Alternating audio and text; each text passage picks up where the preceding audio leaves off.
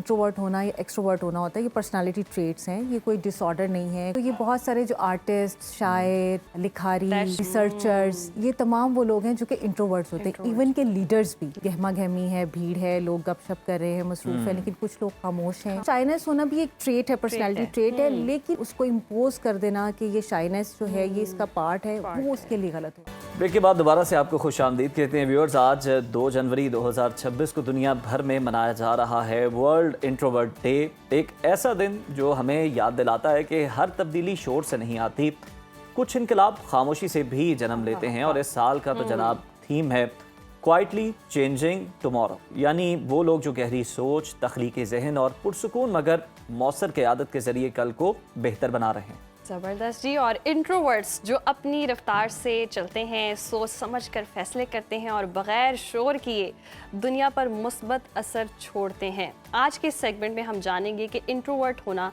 कमज़ोरी क्यों नहीं है, बल्कि एक ऐसी ताकत है जिसे समझना और अपनाना वक्त की ज़रूरत है। और इसी अहम मौजू पर गुफ्तगू करने के लिए हमारे साथ मौजूद हैं child development expert doctor Afaf मंजूर साहिबा।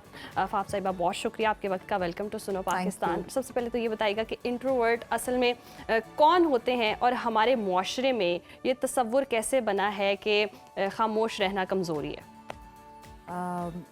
आपने आज का जो प्रोग्राम रखा है मेरे ख्याल में हमारी एक बड़ी पॉपुलेशन है जिसको हम एड्रेस कर रहे हैं। और ख़ास तौर पे जैसे आपने कहा कि माशरे में हम ये समझते हैं कि जो इंट्रोवर्ट्स होते हैं ये शायद कोई कमज़ोर लोग होते हैं, खामोश लोग होते हैं, इन्हें बिल्कुल कोई बात करनी नहीं आती, लोग होते हैं, बोलना नहीं आता, अपने बारे में बताना नहीं आता या अपने राइट्स को प्रोटेक्ट करना नहीं आता।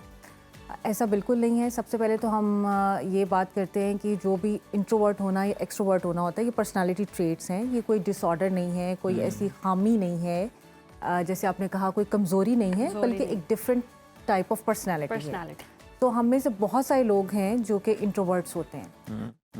अगर मैं आपको ये कहूँ कि अगर इंट्रोवर्ट पर्सनालिटी ना होती तो हमें बहुत सारे कीमती लोग ना मिलते, आपको अहमद फराज ना मिलता, आपको फैज़ अहमद फैज़ ना मिलता, आपको पिकासो जैसे खूबसूरत आर्टिस्ट्स ना मिलते। तो ये बहुत सारे जो आर्टिस्ट, शायर, लिखारी, रिसर्चर्स, ये तमाम वो लोग हैं जो कि इंट्रोवर्ट्स होते हैं। इवन के लीडर्स भी बहुत सारे लीडर्स जिन्होंने डिफरेंट फील्ड्स ऑफ लाइफ में लीड किया। बिल गेट्स देख लीजिए, पाकिस्तानी लीडर्स में अगर आप देखते हैं तो नवाज शरीफ साहब जो हैं वो इंट्रोवर्ट हैं और उन्होंने कैसे अपनी पर्सनैलिटी को यूज़ करते हुए आप देखें कि वो कितने बेहतरीन अंदाज से लीड कर रहे हैं। ऐसे ही है। तो ऐसा नहीं है कि इंट्रोवर्ट होना कोई भी कमज़ोरी हो सकती है। तो आप किसी ऐसी महफिल में मौजूद हों जहाँ आपको नज़र आए कि बहुत गहमा गहमी है, भीड़ है, लोग गपशप कर रहे हैं, मसरूफ़ है, लेकिन कुछ लोग खामोश हैं। हो सकता है किसी कॉर्नर टेबल में बैठे हुए हों, लेकिन उसका मतलब ये नहीं है कि वो लोग इस दुनिया से आइसोलेटेड हैं या वो उसमें शरीक नहीं होना चाहते या उस महफिल को वो एंजॉय नहीं कर रहे। लेकिन हो सकता है कि वो अपने कॉर्नर में बैठे हुए ज़्यादा पीसफुली उस सारी सिचुएशन को एंजॉय कर रहे हैं, बहुत अच्छा कर और ऑब्जर्व अच्छा कर रहे हूँ। सो ये तमाम ट्रेट्स जो हैं एक इंट्रोवर्ट पर्सनालिटी में होती हैं और उसको ज़्यादा दिलचस्प बनाती हैं, उसको ज़्यादा अट्रैक्टिव बनाती हैं बाज़ औक़ात। और एक और बात, अगर आपकी ज़िंदगी में कोई इंट्रोवर्ट दोस्त है तो आप बहुत खुशकिस्मत हैं, क्योंकि जो इंट्रोवर्ट्स होते हैं वो बेहतरीन दोस्त होते हैं, क्योंकि उनकी एक सबसे अच्छी क्वालिटी जो है वो ये है कि दे आर गुड लिसनर्स। और आज की दुनिया में आपको क्या चाहिए? सुनने वाला सुनाने वाला तो हर कोई है। सुनाने वाला हर कोई है, और ये इस अंदाज से सुनते हैं कि आपके इमोशंस को अंडरस्टैंड करते हैं, डीप ऑब्जर्वेशंस रखते हैं, और फिर सबसे बड़ी बात ये कि ये चूंकि अपने वर्ड्स को ओन करते हैं तो ये बड़े केयरफुल होते हैं बात करने में भी और मशवरा देने में। तो अगर आपका कोई अच्छा इंट्रोवर्ट दोस्त है और आपके सीक्रेट्स भी सेव हैं। Oh yes, that's the most important quality of introverts. They are good secret keepers, यानी बेहतरीन राज़दान होते हैं। इनके दिलों में बड़ी गहराई होती है। जैसे इनके आपको सामने खामोशी नज़र आती है ना, ऐसे ही अंदर से इनका दिल भी बहुत गहरा और आप कह लीजिए कि वो खुला भी होता है, ब्रॉड भी होता है। अच्छा डॉक्टर आफाफ, क्या हर खामोश, कम बोलने वाला शख्स शाय होता है, कम एतमाद यानी आप समझते हैं, और एंटी सोशल उसे कहा जाता है? ये दुरुस्त है और इनमें कोई फ़र्क भी होता है? अच्छा, ये आपने बड़ी अच्छी बात की कि हम ये समझते हैं कि जो खामोश रहने वाला शख्स है वो शाय होता है। अच्छा, शाइनेस जो है वो कोई नेगेटिव चीज़ नहीं होती है।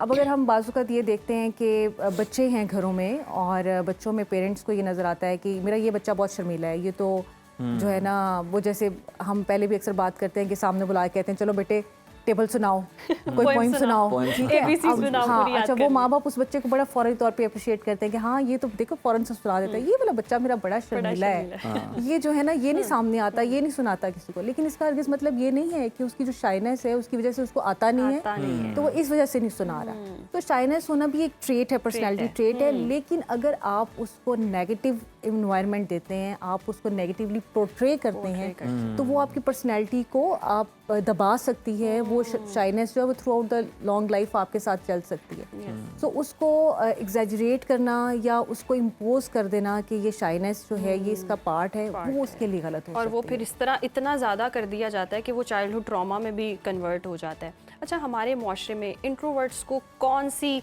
परेशानियाँ होती हैं, समाजी दबाव कितना ज़्यादा होता है जो उनको फेस करना पड़ता है और आगे जाकर उनके लिए डिफ़िकल्टीज़ होती हैं? अच्छा, इसमें देखिए हमारी जो सोसाइटी है ना, वो उसकी जो फर्स्ट परसेप्शन होती है या अट्रैक्शन होती है वो लाउडनेस की तरफ होती है। और हम फौरी तौर पे किसी भी ऐसी महफिल में जाते हैं तो सबसे पहले तवज्जो हासिल करने वाला शख्स कौन होता है? जो सबसे ज़्यादा बातें कर रहा होता है। तो हमें ये लगता है कि शायद ऐसा ही है कि जो ज़्यादा ऊंची बोलता है या ज़्यादा बातें करता है Vibrant personality या है। बहुत जल्दी से रिफ्लेक्ट कर देता है अपने ओपिनियन को, वो शायद जो है वो सोसाइटी में एक्सेप्टेबल है, क्योंकि सोसाइटी ज़ाहिर फौरी तौर पे देखती है।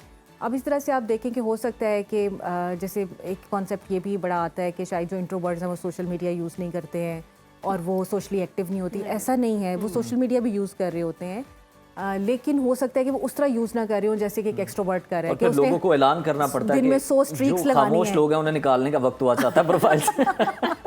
हाँ हाँ, ये भी होता है कि 100 स्ट्रीक्स आ रही हैं और 100 हो रहा है और वो अच्छा, वो जो खामोश लोग हैं वो ऑब्जर्व कर रहे होते हैं, वो वहाँ पे मौजूद होते हैं, लेकिन वो बड़े कॉन्शियसली यूज़ कर रहे होते हैं उन चीज़ों को। और उनकी कॉन्शियस पावर है ये कि वो बहुत सारे काम ऐसे कर रहे होते हैं जो कि बाकी लोग नहीं कर पा रहे होते। बट इट डजंट मीन कि वो सोसाइटी में अपना पार्ट प्ले नहीं कर रहे होते। हाँ, हो सकता है सोसाइटी को उनकी चीज़ें थोड़ी लेटर ऑन जाके नजर आए, जैसे कि हमने बात की कि जो बच्चे शर्मीले होते हैं शुरू में, हो सकता है वो घर में वो अट्रैक्शन हासिल ना कर सकें। माँ बाप सोचते हैं कि नहीं, ये मेरा बच्चा इतना पार्टिसिपेटिव नहीं है, लेकिन लेटर ऑन जाके पता चलता है कि यही तो बच्चा था, यही तो काबिल था, इतने यही skills काबिल है जिसने मेरा ख्याल रखना है, जो मेरा एहसास कर रहा था। क्योंकि ये डीप ऑब्जर्वर्स होते हैं, दे आर एम्पैथी उनके अंदर बहुत ज़्यादा होती है, वो लोगों का ख्याल रखने वाले होते हैं, तो अपने पेरेंट्स का ख्याल रखते हैं, अपने रिलेशनशिप्स का ख्याल रखते हैं।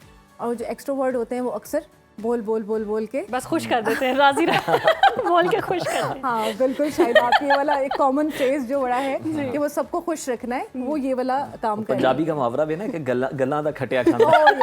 ठीक है। और ये जो है दे आर मोर प्रैक्टिकल, ये ज़्यादा प्रैक्टिकल होते हैं। समझ थोड़ा सा लेट आती है सोसाइटी को इनकी, पहले घर वालों को थोड़ा सा लेट समझ आती है, फिर सोसाइटी को थोड़ा लेट समझ आती है, लेकिन ये अपने ऐसे कारनामे कर जाते हैं, कारनामे। और जो इनके यानी बारे क्लाइमेक्स में भी ये है, बेहतर वो निकलते कहते हैं ना, बेहतरीन निकलते हैं। 100 सुनार की एक लोहार की, जब बिल्कुल। बोलते हैं ना तो फिर ऐसा बोलते हैं कि दोनों दीवार क्योंकि हिल इनको जाए। पता होता है कि हमने क्या बात करनी ये है। रैंडमली बात नहीं Exactly. करते। हो सकता है कि अगर आपके साथ कोई ऐसी आप कंपनी में बैठे हुए हैं, लोग 10 बातें करें लेकिन ये एक बात करेंगे, लेकिन बड़ी रेलिवेंट करेंगे, पॉइंट करेंगे, कंसाइज करेंगे, पुरमगज गुफ्तगू करने वाले होते हैं ये बिल्कुल। इसी तरह से अगर आप देखें अपने वर्क प्लेसेस में, ऑफिसेज में, तो कुछ एम्प्लॉयज़ होते हैं जो कि बड़ा सेंट्रल सा रहते हैं, नज़र आते हैं मीटिंग्स में ऑल द टाइम गपशप, लेकिन कुछ लोग ऐसे होंगे जो कहेंगे नहीं, हमें जो हमारा वर्क डेस्क है ना वो भी कॉर्नर पे मिल जाए, हमें जो है ना वो मीटिंग के टाइम पे भी उनकी कोशिश होगी कि एक कॉर्नर में बैठे हैं, या फिर जो है वो बातचीत बहुत मुख्तसर रखेंगे, ज़्यादा मीटिंग्स करना पसंद नहीं करते।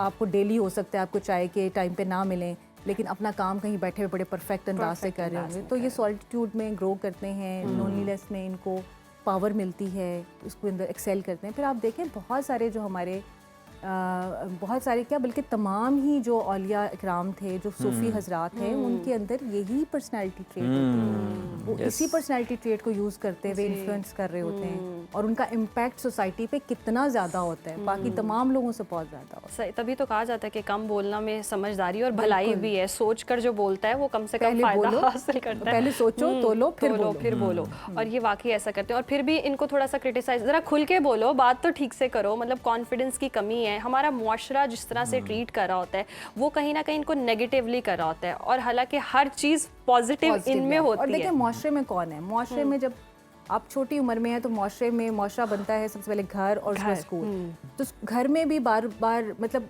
पेरेंट्स के लिए बड़ा ज़रूरी है कि अपने बच्चों की पर्सनैलिटी को अंडरस्टैंड करें, पार्टनर्स के लिए बड़ा ज़रूरी है कि अपने पार्टनर की पर्सनैलिटी को अंडरस्टैंड करें। हो सकता है कि आपके घर में आने वाली बहू शाये हो, जिसको आप कहते हैं, ठीक है, वो उतनी एक्सट्रोवर्ट ना हो कि हर आने वाले मेहमान के आगे फ़ौरन से जाके ट्रे लेके जाए और कहे कि ये ले, ठीक है, लेकिन वो इनसाइड जो है वो रिस्पेक्ट करती हो, ऑनर करती हो, और तो आप उसकी पर्सनैलिटी को समझें। इसी तरह से आपके घर में बच्चे हैं तो आप उनकी पर्सनैलिटी को समझें। स्कूल्स हैं, कॉलेजेस, यूनिवर्सिटीज ये हैं। बड़ा इंपॉर्टेंट पॉइंट आपने रेज किया है, और ऐसे लोगों को फिर लोग तनकीद भी कर रहे होते हैं घर के अंदर। सही, ये एक्सेप्टेंस पैदा करना कितना ज़रूरी है ऐसे लोगों के लिए? देखिए, जो आपका आज का प्रोग्राम है मेरा ख्याल है ये इसी कनेक्शन में है कि इन लोगों को अंडरस्टैंड करें। यस। और सबसे पहले जो अंडरस्टैंडिंग है वो घर से आती है, पेरेंट्स की तरफ से आती है। जैसे आपने चाइल्डहुड ट्रॉमा की बात की, यानी वो कॉर्नर में रह के भी आपको डिसरिस्पेक्ट नहीं कर रहे, कोई आपका गेस्ट आया या कोई भी आया। हो सकता है एक बच्चा आपका बहुत अच्छा स्पीकर हो, स्पीच बहुत अच्छी देता हो, असेंबली में जाके बहुत अच्छी बात करता हो, लेकिन दूसरा बच्चा आपका बहुत अच्छा मैथमेटिक्स में बहुत अच्छा, मैथमेटिक्स में बहुत अच्छा हो, राइटिंग स्किल्स, उसकी क्रिएटिव राइटिंग बहुत अच्छी हो, तो आप उसको अप्रिशिएट करें, आप उसको फोर्स मत करें कि नहीं तुम्हें भी स्टेज पे जाके बोलना है, तुम्हें भी वहाँ बात करनी है। सिमिलरली आपका पार्टनर है तो आप उसको अंडरस्टैंड करें। आपके वर्क ऑफिस में लोग हैं, और ये जो हमारी माशरा ना, अल्लाह ताला ने ये जो डाइवर्सिटी रखी हुई है, ये बड़ी ज़बरदस्त चीज़ है। इससे हमें वो तमाम लोग मिलते हैं जो कि हमारा वो सारा गैप फिल करते हैं। अगर तमाम लोग ही एक्सट्रोवर्ट होते तो सुनने वाला कौन होता भाई यहाँ? अगर सब बोलने वाले होते, ठीक है, और अगर इसी तरह से सब लोग खामोश होते तो फिर आपको दुनिया में कोई रंगीनी नज़र ना आती, कोई रौनक नज़र ना आती। तो इट्स अ कॉम्बिनेशन, अल्लाह ताला ने एक कुदरत का जो निज़ाम रखा है जिसमें डाइवर्सिटी है, जिसमें हर तरह के लोग हैं। बहुत खूबसूरत बात की आपने, और कल ही शायद मैंने एक सीज़न देखा जिसमें वो बच्चा कहता है कि मुझे डिफरेंट लोग मिलते हैं या डिफरेंट पर्सनालिटीज़ मिलती हैं, तो उसमें मैं ग्रो करता हूँ और मुझे अपनी पर्सनालिटी की समझ आती है कि क्या डायमेंशंस हैं। तो ये वाकई दोनों तरफ से होना बहुत ज़रूरी है। इंट्रोवर्ट एक्सट्रोवर्ट मिल जाए तो वो तो बहुत अच्छा एक्सचेंज हो सकता है। लेकिन आप हमेशा ये भी याद रखें कि ऐसा भी नहीं है कि आप ये कहें कि इंट्रोवर्ट और एक्सट्रोवर्ट का ही कम्बिनेशन बेहतर हो सकता है। इंट्रोवर्ट्स भी बाज़-औक़ात जो दो लोग होते हैं, मतलब वैसे आपको लगेगा कि शायद ये बात नहीं करते, लेकिन जहाँ पे वो बेस्ट फिट है वहाँ पे वो बहुत ओपन होते हैं। अच्छा। और वो चूंकि क्वालिटी चाहते हैं, वो क्वांटिटी नहीं चाहते, तो वो उस महदूद सर्कल के अंदर बहुत अच्छा अपना एक्सप्लेन भी करते हैं, बहुत अच्छा ग्रो भी करते हैं। बल्कि शायद ये एक्सप्लेन जितना ये बेहतर कर सकते हैं ना, एक्सट्रोवर्ट्स नहीं कर अच्छा, चलें अफाफ, घर में तो यकीनन हमारे इस गुफ्तगू से फ़ायदा भी हो रहा होगा, लोग जो है वो तस्लीम भी कर लेंगे इस चीज़ को, लेकिन स्कूल्स के अंदर, तालीमी इदारों के अंदर मसाइल आते हैं। एक मारूफ स्कॉलर भी हैं, उन्होंने अपने बेटी का गालिबन किस्सा भी शेयर किया, वाक़या भी शेयर किया कि स्कूल ने बुला के जनाब कह दिया कि आपका जो बच्चा है ये बिल्कुल ही कॉर्नर में रहता है, किसी से बात नहीं करता। तो वहाँ पर तो ये मसाइल फिर बहुत ज़्यादा हैं, वो तो फिर लिख देते हैं कि जनाब ये तो मिसफिट है यहाँ पे आपका बच्चा। बिल्कुल, ये आपने बड़ी अहम बात की, और ये हमारे इस टाइम स्कूल्स और जितने भी तालीमी अदारे हैं उनका एक बहुत बड़ा इशू है। हम असल में स्टैंडर्डाइजेशन पे ज़्यादा फोकस कर रहे होते हैं। स्टैंडर्डाइजेशन का मतलब ये है कि हम चाहते हैं कि ये हमारा एक स्केल है, इस स्केल में हर बच्चे को फिट आना चाहिए, ये हमारा एक स्केल है करिकुलम का, ये हर बच्चे के लिए होना चाहिए, ये हमारा एक स्केल है एथिक्स का, नॉर्म्स का, उसके अंदर हर चीज़ को फिट होना चाहिए, जो कि पॉसिबल नहीं है। अगर आप ह्यूमन डाइवर्सिटी को समझते हैं, जो कि स्कूल की प्राइम रिस्पॉन्सिबिलिटी है, स्कूल जो है वो छांटी करके नहीं ले सकता कि ये बच्चा जो है मुझे दे दो और ये बच्चा मुझे दे दो। हमारे तालीमी निज़ाम का सबसे बड़ा मसला ही यहाँ पे ये है पाकिस्तान में कि हमने, और जो बच्चे स्कूलों से बाहर हैं या पीछे रह जाते हैं, वो सब यही वजह है कि हमने स्कूलों के अंदर बहुत छांटी कर ली हुई है। हम कहते हैं कि ये वाला स्कूल जो है ये फ़लाँ बच्चों के लिए है, ये स्कूल जो है स्ट्रीट स्कूल है, ये स्मार्ट स्कूल है। आप देखें ना किस तरह से बना रहे, तो आप क्या करेंगे? आप कभी भी इंक्लूसिव सोसाइटी को रेज नहीं कर पाएंगे। आपको बच्चों की नेचर को अंडरस्टैंड करना, साइकोलॉजी क्यों पढ़ाई जाती है टीचर्स को, इसीलिए पढ़ाई जाती है। Psychology is one of the part of the teachers training programs. लेकिन अगर आप उसको सिर्फ पढ़ाई करेंगे और प्रैक्टिकली इम्प्लीमेंट नहीं करेंगे तो आप अपने बच्चों के साथ ज़्यादती करें। तो स्कूल्स में हर बच्चे की नेचर को अंडरस्टैंड करना, जैसे मैंने कहा कि ज़रूरी नहीं है कि हर बच्चा असेंबली में जाके फोर फ्रंट पे खड़ा होता है, ठीक है। कुछ बच्चे स्पोर्ट्स में बहुत अच्छे होंगे, कुछ बच्चे जो हैं वो आर्ट वर्क में बहुत अच्छे होंगे, और हो सकता है आपको कोई international competition of art win करवा दे, क्रिएटिव राइटिंग का वो जो है वो विन कर ले।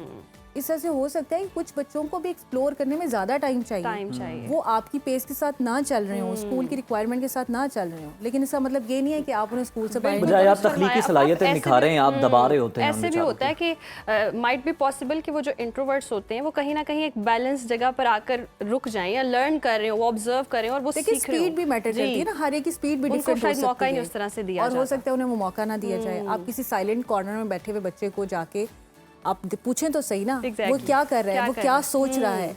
अगर आपको याद हो, एक मूवी थी तारे ज़मीन पर, बड़ी हिट मूवी थी, और वो उस मूवी ने बहुत ज़्यादा रेवोल्यूशन भी लेके आई। वो मूवी उसने बहुत सारे तारों में आगाही भी इस चीज़ की क्रिएट की, और उसकी वजह से पेरेंट्स भी बहुत ज़्यादा इन्फ्लुएंस हुए, टीचर्स बहुत ज़्यादा इन्फ्लुएंस हुए। तो उसमें ऐसे ही कि एक कॉर्नर में बैठा हुआ बच्चा जो है स्कूल की क्लास के अंदर, वो ज़्यादा इन्फ्लुएंसिंग हो सकता है, उसके पास हो सकता है ज़्यादा क्रिएटिव स्किल्स हों, लेकिन टीचर की नज़र ऐसी होनी चाहिए, उसको पहचान ऐसी होनी चाहिए।